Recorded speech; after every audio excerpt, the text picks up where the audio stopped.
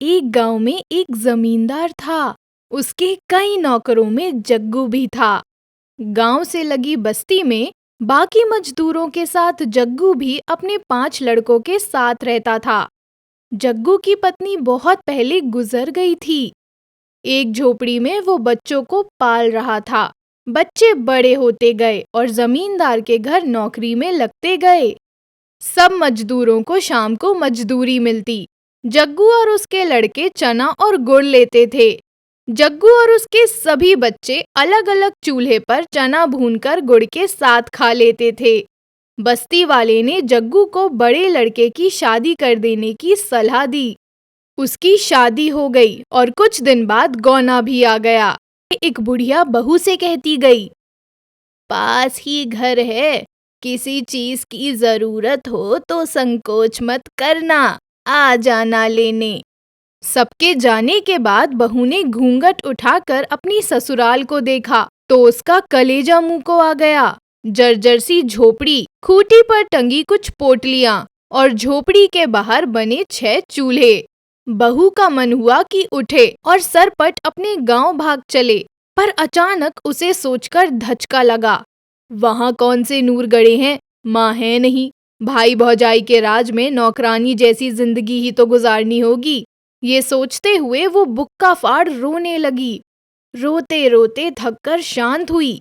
मन में कुछ सोचा। पड़ोसन के घर जाकर पूछा, अम्मा एक झाड़ू मिलेगा? बूढ़ी अम्मा ने झाड़ू, गोबर और मिट्टी दी। वापस आकर बहू ने एक चूल्हा छोड़ बाकी फोड़ दिए। सफाई कर गोबर मिट्टी से झोपड़ी और द्वार लीपा। फिर उसने सभी पोटलियों के चने एक साथ किए। उन्हें चने के आटे की रोटियां बनाई और इंतजार करने लगी। जग्गू और उसके लड़के जब लौटे तो एक ही चूल्हा देख भड़क गए, चिल्लाने लगे, इसने तो आते ही सत्यानाश कर दिया, अपने आदमी का छोड़ बाकी सबका चूल्हा फोड़ दिया।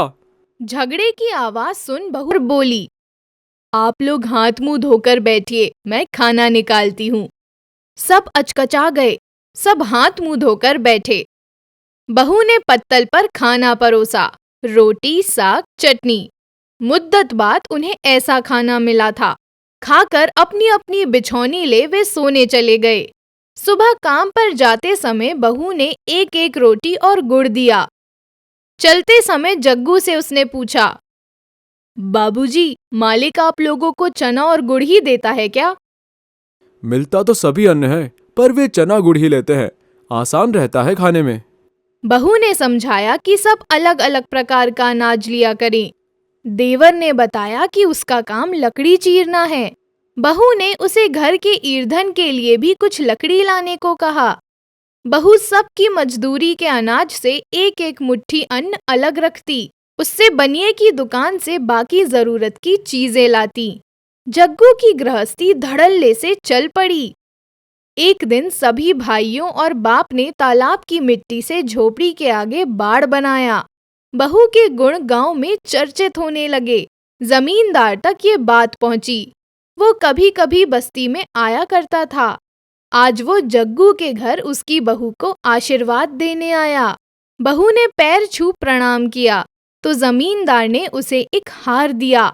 हार माथे से लगा बहू ने कहा, मालिक, ये हमारी किस काम आएगा? इससे अच्छा होता कि मालिक हमें 4 लाठी जमीन दिए होते झोपड़ी के दाएं बाएं, तो एक कोठरी बन जाती। बहू की चतुराई पर जमींदार हंस पड़ा और बोला, ठीक है, जमीन तो जग्गू को मिलेगी ही, ये हार तो तुम्हारा हुआ। ये कहानी हमें सीख देती है कि औरत चाहे घर को स्वर्ग बना दे, चाहे नर्क,